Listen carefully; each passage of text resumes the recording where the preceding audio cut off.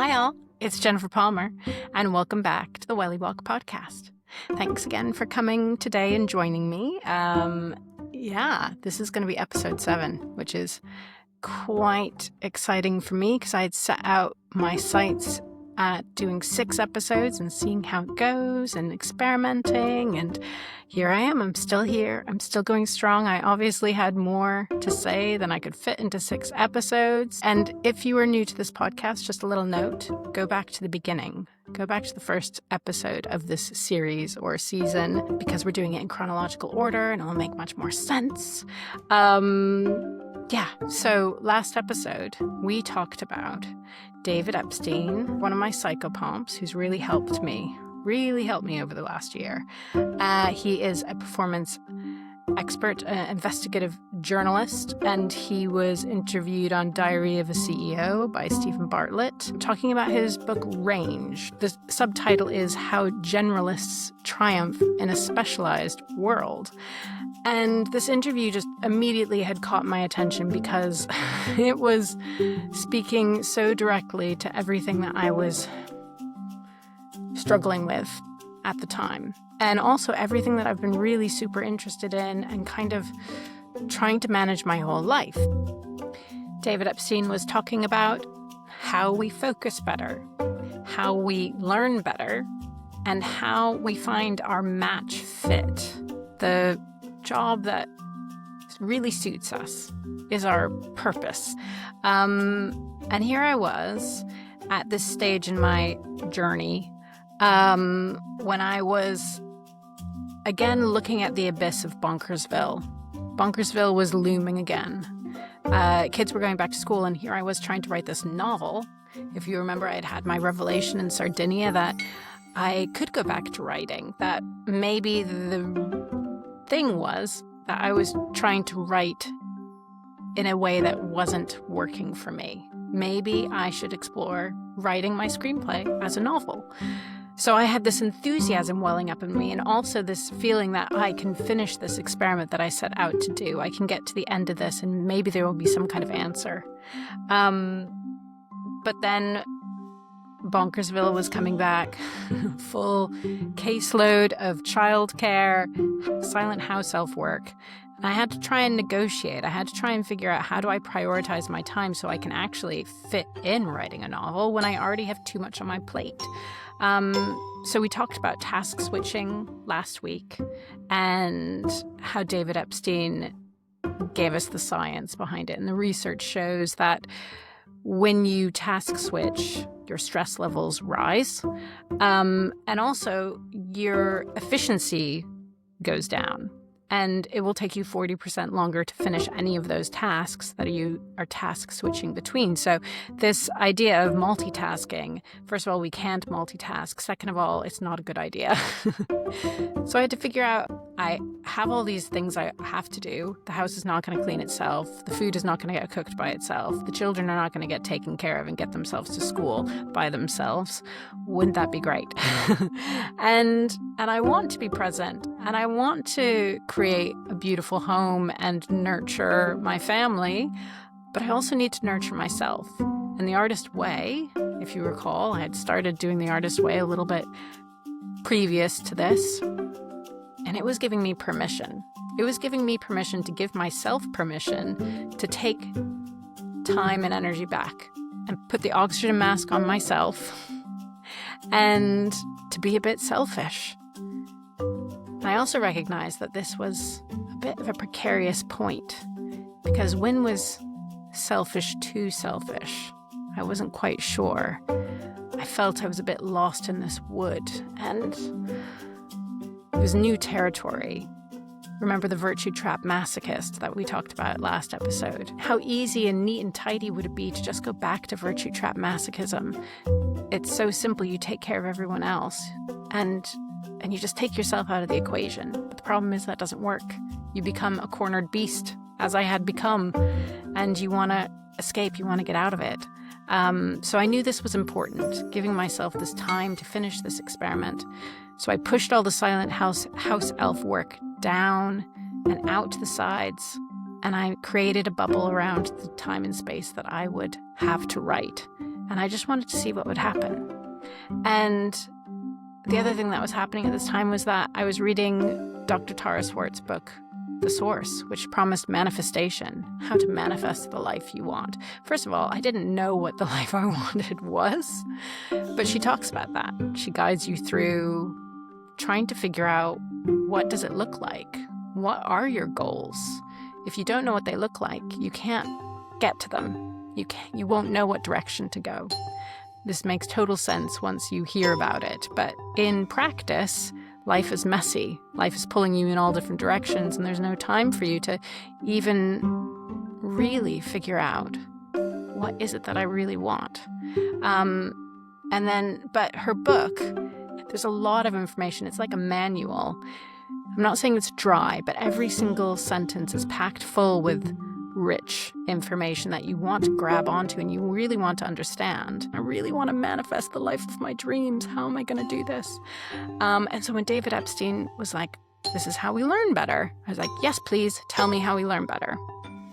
And immediately I thought of the Oz books. And I don't know if you've read any of them. Of course, you're probably familiar with The Wizard of Oz. But Dorothy returns to Oz for many a book after that. And there's one, I think, called The Emerald City of Oz. And Dorothy returns to Oz and she's having a tour of the Emerald City. And she's introduced to a character called Professor Wogglebug. And he's invented a pill that you give to your students and they are endowed with all the knowledge of a full day of school. And that's all they got to do. They show up to class, Professor Wogglebug gives them a pill, and bim bam bosh, they've learned all they need. And it's a bit crazy how much I've thought about that pill and how wouldn't that be lovely? Wouldn't that be the easy way? Could they just not invent that pill, please? Reality is we've got to go to school and we've got to learn all this stuff to earn a degree in order to get a job and blah, blah, blah. And I have to say, I feel a bit traumatized by my history with education. Exactly because of this feeling of like, you should know what you want to do with your life, what your path is. From the moment you leave high school, you go to university, and now's your opportunity to dig in, figure out your career. And once you graduate, the feeling was, now you're off. Now you start your career and you walk down this path and you're going to become the master of something. And that's what I had set out when I was in high school to achieve. Desperate to try and figure out, what is the thing that I want to become the master of? And desperate to come to this conclusion before I left for university. So when I got to university, I could dig in and get all the knowledge I need and the resources for success. And then the rest of my life, by my 30s, I'd be all set. And the truth was, when I left high school, I had no idea what to do because there had been very little opportunity to explore things. And so when I got to university, when I got to college, I was like, oh gosh, which class am I going to take? I'm going to take this, I'm going to take this. And I couldn't figure out what to major in because every single year after the summer, I'd kind of feel like I need to reinvent myself. I need to try a new path. I mean, I started out as a film major. The next year I was biochemistry pre-med. The year after that, I was an art history major. And I majored in art history because I was just so interested in all these different things, and it turned out that I had the most credits in art history by the end. And that worked for me. It actually suited me, but it was very confusing because I was like, what am I going to do with this degree? What did it mean I should do? When I tried to become a museum curator, I went along that path for a little bit. I worked in galleries in New York. Then I was like, no, I want to teach photography. I want to learn photography. So I went and studied photography and I became a photography teacher. But that wasn't the thing. And then I was like, no, the thing is, I'm ignoring the fact that I really want to be an actor. And I've always wanted to be an actor since I was 3 years old. So do the thing that you're afraid of. That was the thing I was most afraid of. And there were a lot of reasons I was afraid of acting. Let's not mention the financial aspect. And so I jumped into that. I jumped off a cliff and developed wings on my way down. That was one of my favorite quotes from Kurt Vonnegut. We have to be perpetually jumping off cliffs and developing wings on the way down. I'm like, yes, I'm going to do that. And then I put my head down and I'm like, okay, 10,000 hours, 10,000 hours. I need to become a master of this. Now you need to focus. You've put all this time and energy into this. You've switched careers so many times. This is the thing. This is the thing. So along this whole journey, I'd wanted to be extremely efficient with my time. And I wanted to learn really well, learn to the best of my ability. And so when David Epstein started talking here about how do we learn better, I was like, yes, here I am in this point of my life when I really want to turn this all around. And I really finally want to find this purpose, this career, this thing that I'm going to become the master of, that I promised myself way back then in high school. I would become the master of something. Here's my opportunity. I need to learn better. So David Epstein, how do we learn better? David Epstein first started talking about basically when you first learn something, all of your energy is just being used to pay attention, just to pay attention to what's being said and to understand it. You're not absorbing anything. And isn't that true? Like the first time, like you're listening to a podcast and you're like, oh my God, that's so brilliant. I'm going to remember that. I'm going to use that. And then 5 minutes later, you're like, wait, what did they say? What was that thing? I don't even remember what it was about. You know, we only have so much tension and so much energy. And the first time you learn something, it's going to go probably out the other ear. So then if it's something you really want to know and understand, you've got to go back and you've got to revisit it. Yes, of course. When we're in school, we know that we've got to study those pages, whatever that chapter is, over and over again to remember what the information is. And we have a tendency to just like rapid fire go back and try to memorize. And then usually at the end of a chapter at school, there will be multiple choice questions and you'll recognize the answer within those multiple choices. So it's quick and easy and you're getting through it and you feel like, yes, you know, this is all like supporting me and I'm absorbing this information. And then you take the test and it's only those questions from the back of the chapter. You don't have to remember anything more that's obscure. You don't have to connect dots. You know exactly A, B, C, D.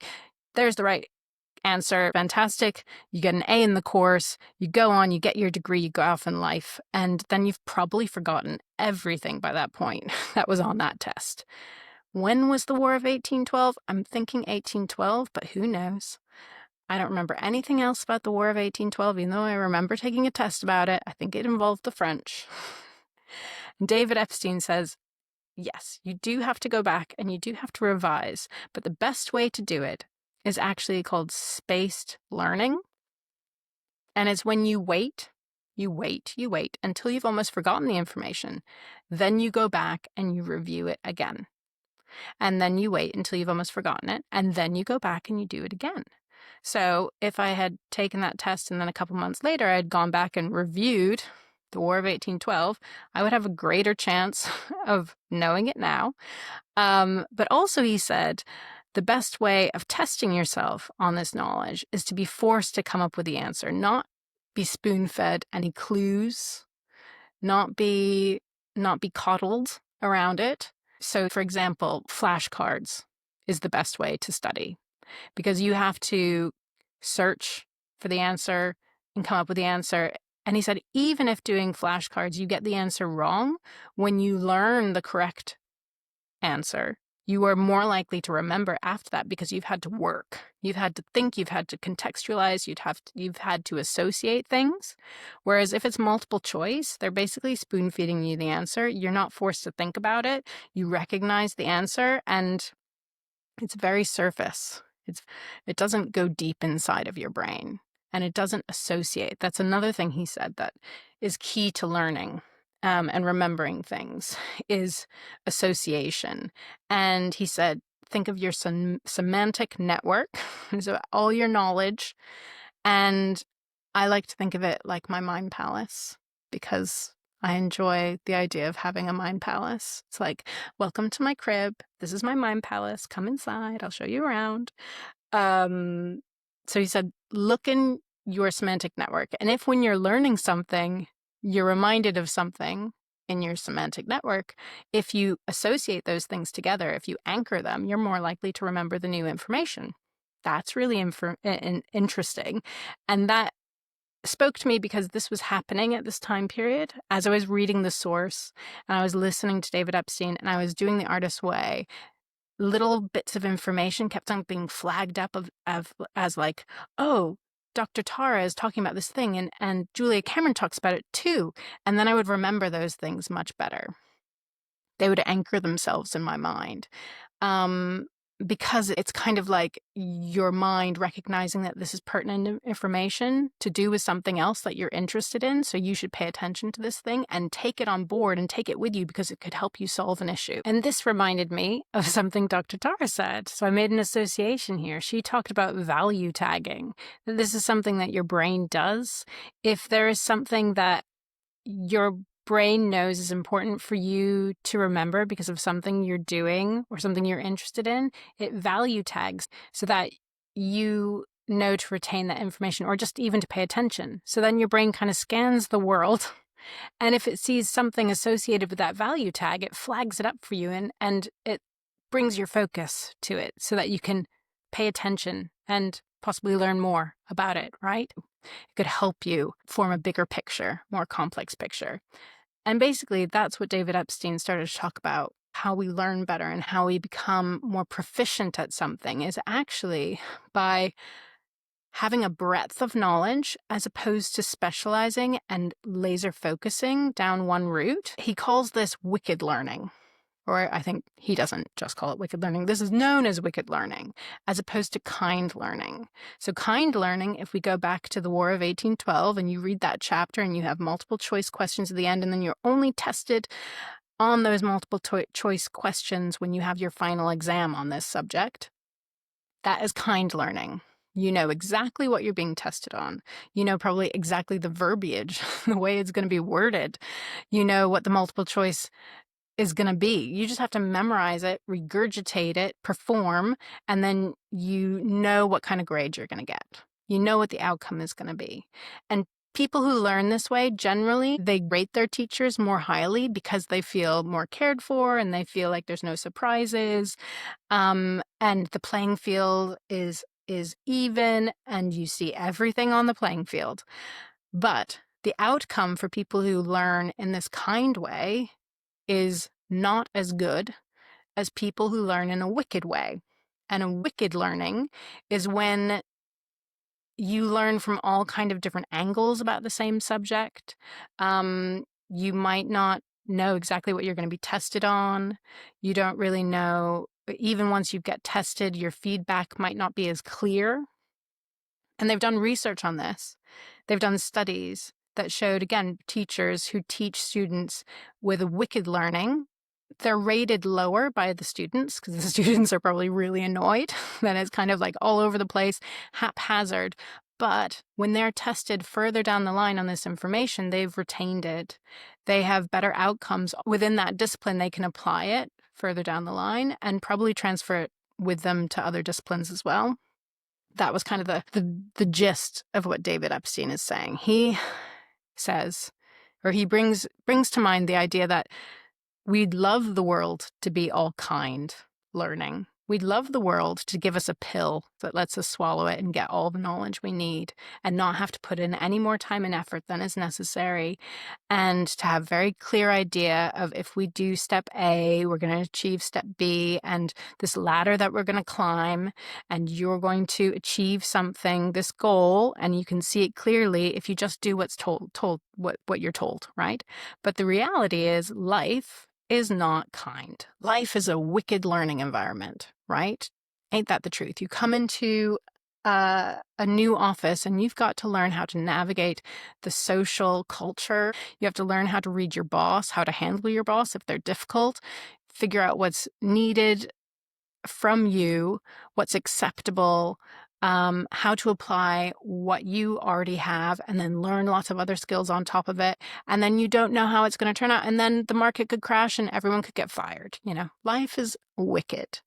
And the honest truth is that if we allow ourselves to learn in a wicked way and to embrace this kind of learning, then we have better outcomes because we are more agile.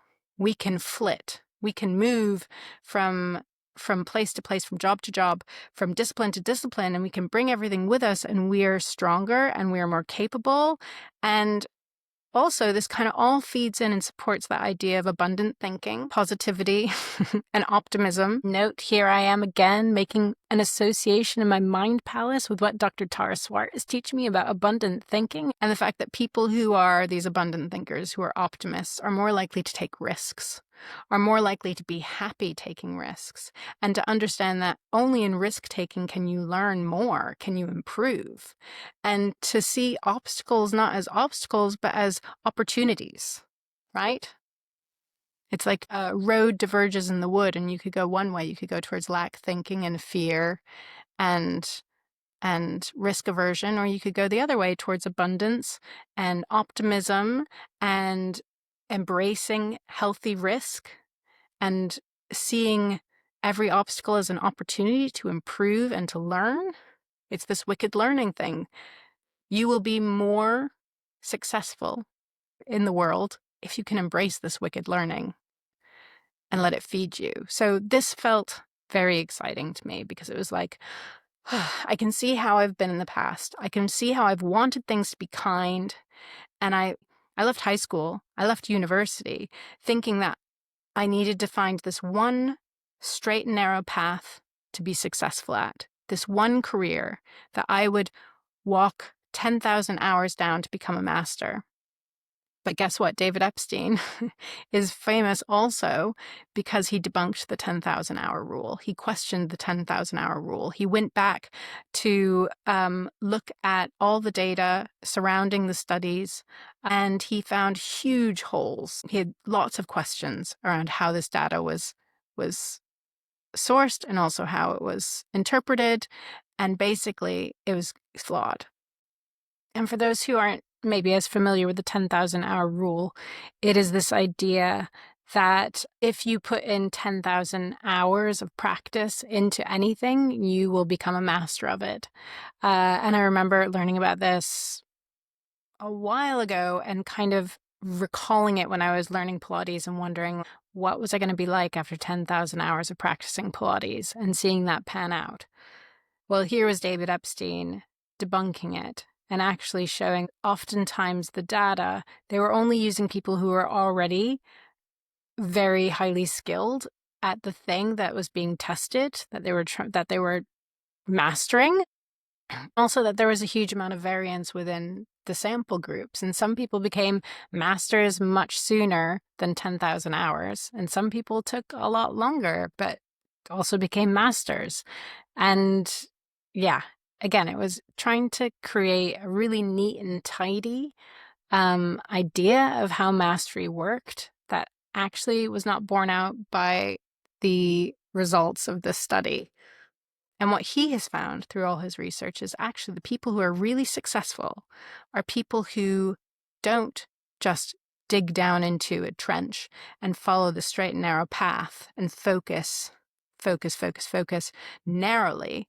It's people who zigzag, people who take their knowledge and they transfer it to another situation. They learn more on top of it, and they're skill stacking, and breadth of knowledge, he says, equals breadth of transfer.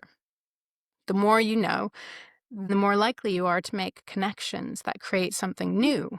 And he talks about all kinds of examples of this, of zigzaggers, of famous people. And basically what he found is that this is the norm.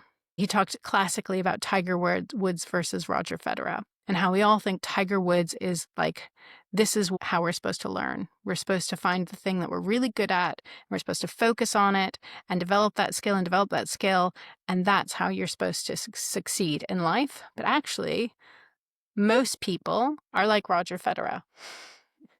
We're not all like Roger Federer, obviously, but in learning terms, Roger learned all kinds of other sports and disciplines. He didn't want to focus on tennis. His mother was a tennis coach and she refused to teach him because he wouldn't pay attention, because he was hard to teach, which I think I would have a hard time teaching my own children anything as well. But he studied all of these different things, and then he focused late on tennis. But he had learned all these other things from all these other disciplines, and he was able to apply them to tennis. And Venus and Serena Williams, similarly, their dad made them do all of this other stuff, do dance, practice all these different sports in order to make their game better. And that's just in tennis, which is a kind learning environment by nature. In the book Range, he goes into much more depth about examples, but he talks about scientists and musicians and business people. He talked about some of the most famous people that you can think of, and that they did all these other things. Van Gogh studied and was trying to have all these other careers, and it was only until the last 2 years of his life that he really found art and became an artist. And all these famous musicians, especially jazz musicians, who didn't have any formal training whatsoever and played on so many different instruments, not just the instrument that they were famous for, and were so agile across all of this. And how so many people who've won Nobel Prizes, who are scientists, also are really gifted musicians or artists, and they all have different things that they like to do, different disciplines that they practice that help them to think more dynamically. And he talked, what was one example? Oh, he talked about an association that I thought was really interesting. The person, I think it was the person who invented ones and zeros, for computing. And he had way back when taken a philosophy class, I think it was, and he had learned about somebody who had done some kind of, or a psychology class, and it was someone who had done a study and they had used ones and zeros in place of truth or false. And then so many years later, he ended up in Bell Labs, and he was trying to come up with a solution for something, and he remembered this study from this psychology class that he had taken so many years before in ones and zeros. And that's how he came up with binary code. And if he hadn't taken that class, maybe he would never have come up with it. So all of these people who took knowledge from the past and from different disciplines and transferred them to create something that became the thing they're known for, but wouldn't have happened unless they hadn't done all these other things, sampled in other places. And he also said, which I thought was interesting, that tiger parenting has much worse outcomes. Interesting. And people who specialize really early in the arts often fizzle out because they didn't want to be playing that instrument. Actually, they were kind of pushed into playing that instrument so early before they were able to sample. So anyway, so this led me to feel a lot more secure and excited about the fact that I'm a Jill of all trades. Embrace it. I could become the master of something. I could become a success at something just by virtue of the fact that I have studied and I've flitted around and I have dabbled in so many things. This could be a strength for me. So then David Epstein was talking to Stephen Bartlett, and he said most big breakthroughs of famous people, of famous inventors or CEOs or whatever, business people, their big achievements are always preceded by a period of intense exploration and experimentation. And he said this phrase, explore, exploit, that's what you have to do to be successful. You explore, you sample, you allow yourself all this space and this freedom to take risks. And then when you hit something, you exploit it. When you hit that thing that has potential, then you exploit, then you dig in. So I started thinking, okay, explore, exploit, embrace all this experimentation that I'm doing. But how do I know where to go? How do I know what to do? And he started talking about match fit. I was like, ooh, what's match fit? Like, how do I find my match fit, please? And he said, generally, people's first job, it's not going to be, a person's first job is not going to be their match fit because they haven't sampled enough. They don't know what they should be doing, but you should embrace it. Embrace a job and then, zigzag and then pivot, go someplace else. He said, follow your curiosity, follow your interest, and try many different things. And your match fit is going to be the thing that is like the Venn diagram, basically, of your ability and your talents with your interest and your curiosity. And this seemed to make sense to me. I know that I'm not alone in being frustrated about finding purpose because almost every single interview I hear seems the big question is, so what do you think about purpose? How do we find our purpose? So I had started to, my ears would prick up every time this question would get asked, and I'd hear various people talking about it. And Dr. Tara talked a lot about being adamant people should follow their passion.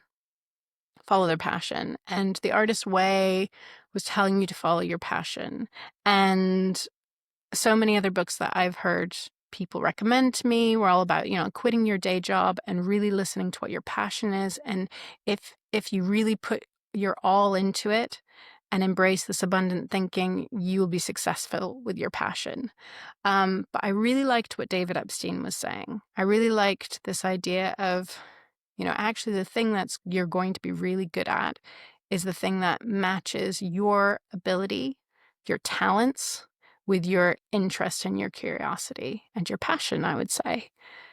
So then he asked Stephen Bartlett, a good thing to do is think about what are the skills, what are the things, what are the tools in your tool shed, in your back pocket that you're not using presently. What are those skills? And it might be one of those skills that is the answer that will shift you into a new space, that will help you grow. So I thought that was interesting.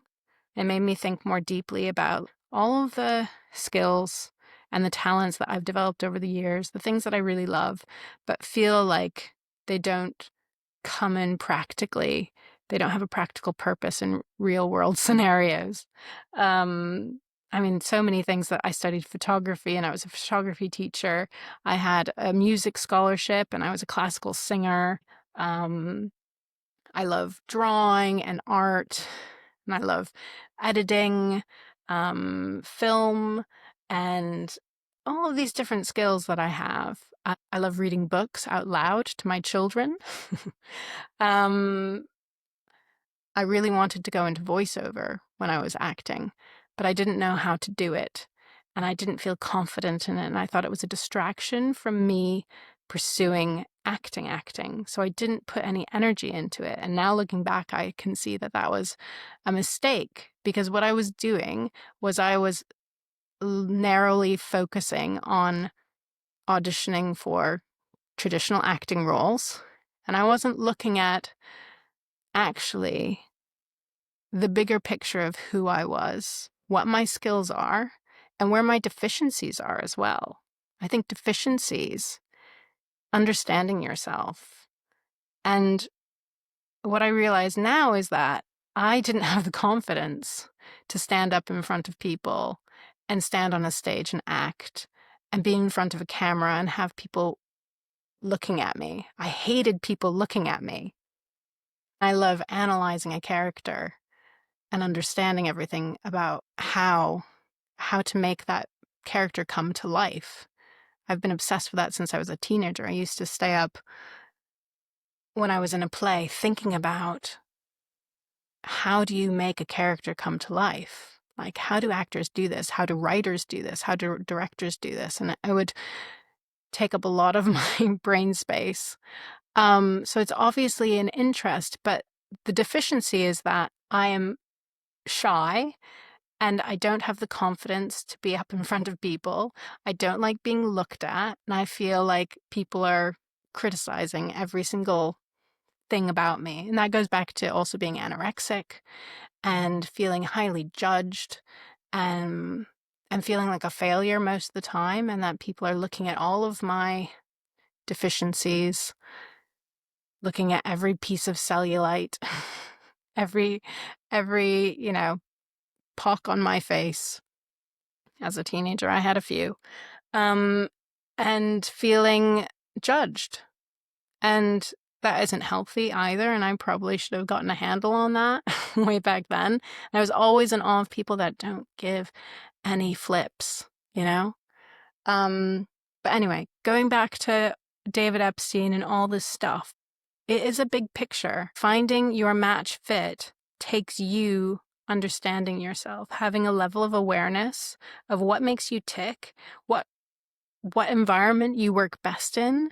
Like, do you work best in an office or do you work best by yourself? Do you work well in a team or solo? And, do you work well with a boss or do you need to be your own boss? All these things.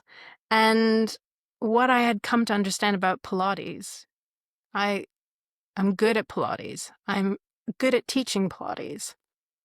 But the thing is that the setup of teaching Pilates is problematic for me. I feel so drained, and I think this is because of my chronic fatigue and my ME. I feel so drained by giving all of my attention to one person for an hour. You need to be able to do that to make a living teaching Pilates on an hour-to-hour basis. You need to be able to do like a 5 to 8 hour day. And I don't have that in me. But can I use all these skills that I've developed teaching Pilates, that I've learned? Can I transfer them somewhere else? And same with the writing. At this point, I had my bubble over my writing days, and I was sitting down and it was happening. I was following that enthusiasm that I had in Sardinia, and it was working. I didn't know what this novel would be like. I didn't know what kind of person was going to be talking. Was it going to be first person, third person, what person, who knows? And I didn't know what style it was going to be, but it was just happening. It was evolving as I went, and I was enjoying this process. I was allowing myself freedom to experiment without judgment. And I was writing 3,000 words a day, I think. I think that's a lot. And by the end of 3 months, I had 40,000 words, I think. I think it was 40,000 words. It was like 120 pages, roughly. And it was good. I liked it. There was some sexiness in there. There was some mysticism. There was some darkness. I had surprised myself. I enjoyed it. And, but is it the thing? I don't know. Was it the thing? But all that I learned from screenwriting, all the storytelling that I had learned, everything that I learned from being an actor and character development and understanding how characters interact and the context and how to build a theme, everything I'd learned from studying art history, everything I'd learned from photography, and dare I say too, everything that I had learned from being a bartender and a waitress, all the characters that I had met, and how I had learned to manage people and read people and deal with sticky situations, time management. I still have nightmares. The only recurring nightmares that I have are about waitressing. Says a lot about the stress that a server goes through. So tip your servers, guys, because everyone should have to wait tables at some point. It is a lesson in psychology, sociology, diplomacy, politics, everything. Anyway, all that stuff that I had learned there as well, it was with me. It was feeding into what I was doing. It was all influencing me and making whatever my voice was unique. And I needed to not compare myself to anyone else. I needed not to compare myself to Miranda July or to Miranda Cowley Heller or whatever book. Oh, the other thing that I was doing at this time, which I highly recommend, was the floodgate had opened on reading, which was fabulous. So before this point, I hadn't really read a book in years, probably 8 years, because there just wasn't any time. Again, I had no time to myself. I was exhausted, and I would flop down in front of the TV with a couple glasses of wine with my husband and watch something, but that was about it. But now, since reading The Paper Palace, I couldn't stop. So I got another book. I got My Brilliant Friend, which the New York Times had ranked the best book of the 21st century. So I was curious. So I started reading that, and it was completely different. The voice of this book was completely different, couldn't be more different than Miranda Cowley Heller's voice in The Paper Palace.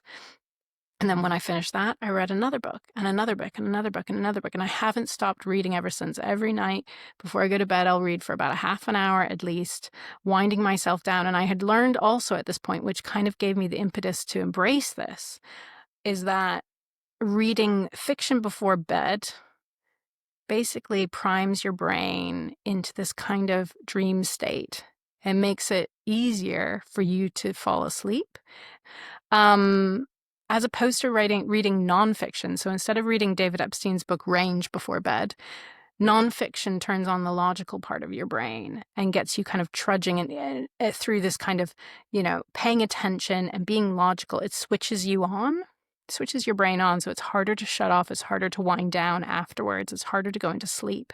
Whereas reading fiction brings your brain into a state of almost already dreaming. I love that. I love that. So that's why I embraced reading before bed. But also, it made me understand that there are all these different voices, which, of course, anyone who reads more than I do would be able to tell you. And I know this is true. There's all these different styles, but it was now that I was paying attention to this stuff, because I was trying to write my own novel, it was clearer than ever that I needed to embrace my voice and whatever comes out. And I'm not going to imitate anybody. I'm just going to see what my voice is, the synthesis of all of my experience. What is that? Embrace it. Anyway, so here I was now at this point, embracing learning new things, embracing taking risks, putting protective bubble around the thing that I needed, which was space for myself, time for me to develop and get back in touch with myself. And I was guarding it tooth and nail. I didn't want anyone to take this away from me, which is a whole other thing to talk about. The difficulty at this time was that it did come with a cost, me protecting this space and time. And I was still teetering on this edge. I was teetering on a knife edge of a midlife crisis, and it's sliding one direction or another. And it could slide in a dangerous direction, which was a bit of chaos and a bit of destruction, or it could tip another direction into being a force for good and growth and understanding.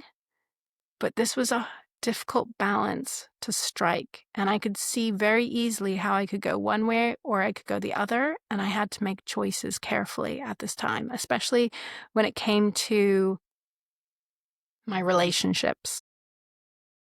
In The Artist's Way, Julia Cameron talks about other people and their influence on you, and she talks about emotional vampires and identifying in your life the people who are helping you and people who are hindering you. And this can be really uncomfortable to come to terms with, especially when you have bonds with certain people because they're in your family or they're your friends and they've been your friends and you've put time and energy into these people. But she has an exercise where you write down something like 5 people that are feeding you, that are giving you strength and helping you in your journey in the artist's way, and then people who you feel are impacting you negatively. And I did this exercise and it was, it's easy to think immediately of the people who you want to talk to about the things that you're doing, who are offering you support and who are keeping you feeling enthusiastic. And then it's really uncomfortable to write down the people who you have to get to grips with the fact that actually you have to protect yourself from them if you're in a vulnerable space, which I was at this time. I was finally getting to take back something for myself, and I still felt like a cornered animal. I still felt like at any moment someone could jump out and try to put a leash on me, and I wasn't going to let that happen. I was on high alert. And there were some friends I had to step away from, and I had to recognize that I had to put a fence up for a little while. Maybe not permanently, but for now, because for one reason or other, they drained me and my ability to keep walking in this direction that I wanted to go. And I recognized that Charlie, I couldn't talk to him about this stuff. And for one reason or another. And I just had to recognize that it was creating an issue. It was creating an issue because I felt like I was alone walking down this path in my own house and that I was keeping secrets And that's a horrible feeling, to feel like you're keeping secrets, especially from your loved ones or people who are supposed to be your closest and dearest, right? This is something that has been so hard for me to to confront, and especially to talk about here. Um, and and also because it was like I wanted to trust that it wasn't his fault that this was happening. Um, that again, I had to turn the lens around on myself and figure out how much of this is me. Because I would think, it's not you, it's me. I mean, it's a bit him, it's a bit me, but it's like, where are our personalities not functioning correctly as a partnership, as a team in this moment? And why am I scared? Why can't I talk to him? I needed to be brave.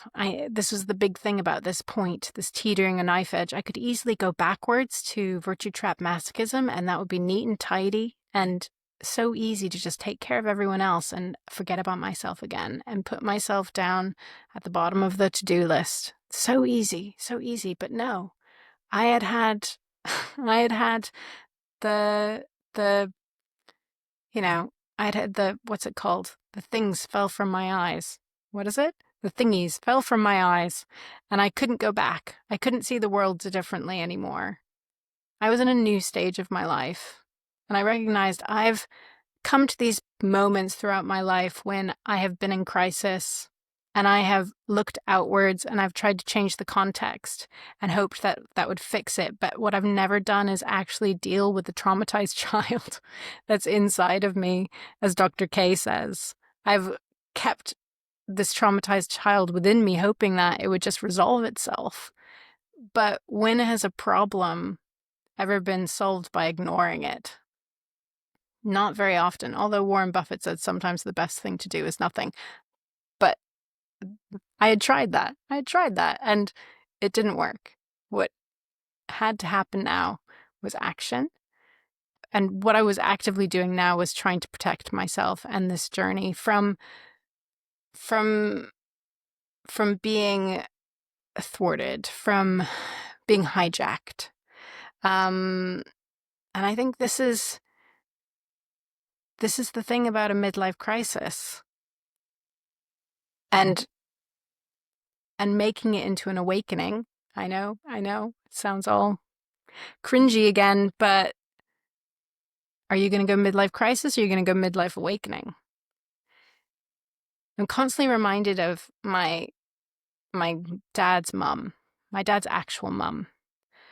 I was told a story when I was young that she had died when he was 5 years old of pneumonia. And I had had this understanding of this family history until I was a little bit older. Maybe I was a teenager, or maybe I was at university. I don't know. At some point, someone was like, no, she never died. She left. She left. She ran away with a traveling salesman. Very different story here. Very different film, right? She left. She abandoned her 2 children. They were living on an island, Nantucket Island, and this was the early 40s, wartime, just coming out of the Great Depression. And it was a very different place than it is now, I can tell you that. And she had left. She had run away and left my dad, who was 5, and his big sister. And whenever anyone talks about this, it's so easy to villainize her and to think, how could a mother ever do that to her children? But whenever I think of this story, I always just wonder what was going on with her. What pushed her to this point where she was this cornered animal, and the only solution was actually abandoning her children and running off with some guy. Who knows what he was selling? Must have been pretty attractive. And what I learned later was that she set up in Connecticut and they had another family, and my dad never contacted her, but apparently his older sister did. But I don't really know anything more about this story. And maybe somebody else in the family does. I'll try and find out. But I've always just wondered what was going on. Maybe she had postpartum depression, you know? She was married young. That's the other thing that I always try to remember is this end of history illusion that I've heard brought up by a couple different psychopomps along the way in this last year. And the end of history illusion is this idea that people recognize how much they've changed in the past, but they fail to recognize that they will similarly change in the future on a psychological level. and and the thing is, we all change so much. And how difficult for somebody who might have married young and then realized that, they didn't marry the right person, or it's not the right situation for them, or don't feel like they could be an advocate for themselves, and they don't feel empowered. And of course, back then, women didn't have much say. They didn't have a voice. And maybe this was the only option she felt she had, was to take a risk with somebody else. And then was the other situation better? Was the grass greener in Connecticut? I don't know. In some ways, I hope so, but it's a tragedy for everyone involved, and definitely for my dad, who definitely never got over that, and it accounts for a lot of his issues. Anyway, how scarring. But it also reminds me of sunk cost fallacy. All of this stuff keeps bringing up in my mind this idea of sunk cost fallacy. And sunk cost fallacy, if you're not aware, is again another idea that humans will continue to put time and energy into something, even if it's not proving beneficial for them, because they've already put time and energy and money into it previously. It's this idea of like, you leave school at 19 thinking you're going to be a dentist, and you go straight into dentist school and you hate it, but you keep going because you've now spent so much money on your dentistry education. You keep going, and you're not enjoying it, and you would have rather become a potter. But you never change. You never change because you've put so much money into something. And that's how I felt about acting. I dug myself into this trench of acting, and even though there were all these signs that it wasn't working, that it wasn't fitting me, that it wasn't my match fit, I still kept going for 10 years, flogging this dead horse and not recognizing my deficiencies in it, not recognizing the things that were keeping me back, because it was almost like this 10,000 hour feeling of like, no, you just keep trudging, and you're gaining experience. And in the acting community, you hear it takes 10 years to become an overnight success. And then when I moved to Los Angeles, they said, no, it takes 10 years of living in Los Angeles to be an overnight success. So, the goalpost keeps moving, and you keep staying in this narrow focused rut and doubling down. But is it sunk cost fallacy? Who knows? This is wicked. It's wicked learning, isn't it? It's a wicked world. When do you pivot? When do you change? And I have read David Epstein's book, Range. And in his book, Range, he talks about how short-term planning is kind of an antidote to this deer in the headlights feeling of not knowing when you should jump ship, not knowing when you should pivot, not knowing if you should stay trying to get your 10,000 hours in this one thing, or if you should move someplace else. He also talked about Herminia Ibarra, which, again, my ears pricked up because in the source, Dr. Tara also talks about her and how she read her book. So I was like, oh, is this a path of next inquiry? But he talks about Herminia Ibarra, who is professor of organizational behavior at London Business School. And she did some studies. She did a couple of studies, and one of them was on career switching. And what she found, and what also David Epstein found in other studies, that around people who switched careers, and specifically this one study called the Black Horse Project, which found that people who were quote unquote black horses that seemed to come out of nowhere within their discipline and explode and have these amazing careers, all seemed to come out of nowhere because they had hopped around and they had zigzagged through their careers. And all of these black horses thought that they were singular, that they were the exception to the rule. But what it turns out is they were more the rule than the exception. And Herminia Ibarra found this too, that people who were really successful tended to experiment, tended to jump around, tended to have short-term plans instead of long-term plans and experiment. And I'm just going to quote out of David Epstein's book, Range, because I like how he put this. Ibarra's advice is nearly identical to the short-term planning the dark horse researchers documented. Rather than expecting an ironclad a priori answer to who do I really want to become, their work indicated that it is better to be a scientist of yourself, asking smaller questions that can actually be tested. Which among my various possible selves should I start to explore now? How can I do that? Be a flirt with your possible selves. Rather than a grand plan, find experiments that can be undertaken quickly. Test and learn, Ibarra told me, not plan and implement. He also said this quote, which in his interview with Stephen Bartlett, he said this could have been the title of his book. But basically, we learn who we are in practice, not in theory. Anyway, I thought this was all really interesting because it just underlines this idea of embracing risk and experimenting and embracing wicked learning, embracing the fact that we don't know until we've done it. Find yourself in practice, not in theory. Follow your interests, follow your passions, but also follow your talents, follow your abilities, and know yourself, know your limitations, know the things that make you tick, that make you thrive, and know the things that suck the energy out of you. So all of this stuff was great. This was all in my mind. And here I was now trying to protect it, trying to protect this space and time for myself, these experiments. But also with this guilt and this feeling of fear that there was also stuff happening at home that I needed to come to terms with. I needed to figure out what was keeping me back from being able to talk to Charlie about this.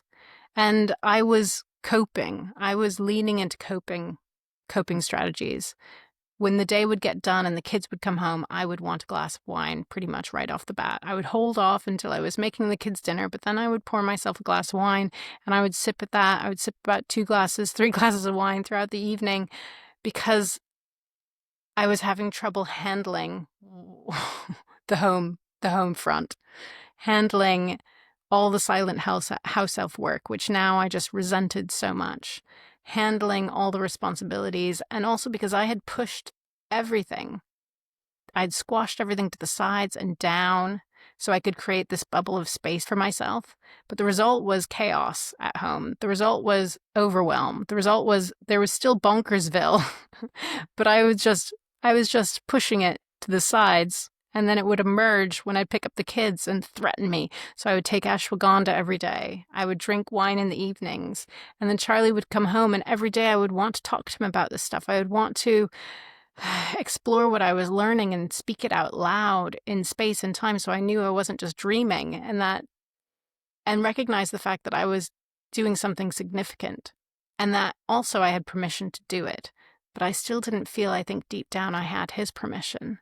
I felt like he would be either think it was an indulgence, and of course this is probably the gremlins in my head and I am projecting, but this is what I felt might happen. And I also thought he'd be jealous. I also thought he would wish that he could have this time and space, which again made me feel like I was being indulgent and selfish, taking it for myself and letting the house kind of go to ruin. The other thing that I forgot to mention, the thing that I also agreed with myself was that the house could become messy and I was going to try and embrace this. I was going to try and embrace mess. So long as the kitchen was clean. So long as the kitchen was clean and the sitting room was orderly, I would be happy and I would accept this as a price that had to be paid for me having a little bit more time and space to myself. But still, I keep ignoring the fact that I was in denial. I was in denial about how much time there was and how much energy I had to accomplish this big project and to actually move forward and find an alternative destiny for myself. And I also was in denial about the fact that I needed to make things work at home. I needed to pay attention to the most important relationship that I had, which was with my husband, and also with my children, and how taking ashwagandha and drinking red wine was not really helping the situation. So yeah, we'll talk about that a little bit more in the next episode. But we'll also talk about how I found myself in Milan. Milan?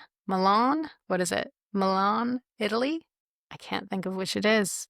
You know, when you've said something so many times, you can't remember. Anyway, with an old friend, and some of the experiments that I did there. That sounds like something crazy is going to happen. It's not. Little mind experiments. Anyway, yeah. What do I want you to take away from this episode? I want you to take away this idea of wicked learning and embracing this wicked world. Embracing the fact that we as humans would love to put everything into a neat and tidy order and box, but that's not the truth. The truth is that life is overwhelming. Life is coming at us in all different directions, and there's truth to be had from all these different directions. Our truth is a synthesis of thoughts in our brain that we create, right? And we try to make order in our minds of what is the path, the way we should behave, and we as society make rules, and we have to obey these rules to fit in, but then at some point you might question them. At some point you might have a midlife crisis like me and just feel like you could easily run the other way. It's like a house elf that gets given a sock in Harry Potter. You know, the house elves are basically wearing rags, and if you give a house elf a piece of clothing, it frees them from their indenture. And I had this feeling also now, like I've kind of given myself a sock. Julia Cameron in her artist way, and Dr. Tara, all these people are giving me socks. And I could be that house elf that doesn't stick around to fight Voldemort. I could just be one that swans off to Sri Lanka and lies on a beach for a while. So, yeah, there's a lot of food for thought at this point. And I think this is one of the reasons why I've had a hard time putting together this episode as well, because it was overwhelming. It was really overwhelming, and there's a lot of dangerous, precarious truths that were milling around in my brain and questions that I didn't want to look at. It could be dangerous. It could be painful. But yeah, wicked good. Wicked good. That's what they say in Maine. Where I come from, wicked is good. Wicked means something's great. Something's awesome. And if it's wicked good, it's awesome good. It's really good. So that's what I'm going to think of. Wicked. Wicked learning. Wicked good. All right, my fellows. Sally forth now with Welly, and may the Welly be with you, and walk forth in welliness. I don't know. Gotta come up with some new things. I hope you have a great time until next episode comes out, hopefully soon. We're coming up on summer holidays. It's super hot out today. It's like 30 degrees Celsius, which, I don't know, it's wicked hot in Fahrenheit. And summer holidays are coming, so that means the kids are going to be off of school, and I'm going to be full on childcare duty, and we're going to see how it goes. We're going to see if I survive this and how it compares to last summer. And first of all, I'm not going to use the word survive, because so much is in the words we choose. I'm going to surrender. I'm going to enjoy the summer holidays. I'm going to be present.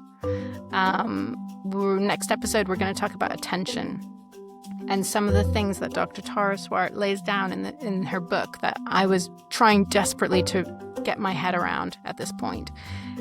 All the kind of principles that support manifestation. We'll start to talk about those, because I'm just now getting my head around them. After listening to her book on Audible and reading it about 4 times, I'm figuring it out. So I want to help you with that.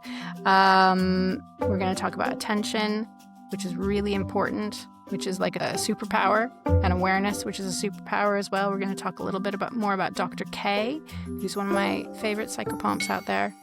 Hi, Dr. K, if you ever listen to this, which I know you won't, but anyway, love you.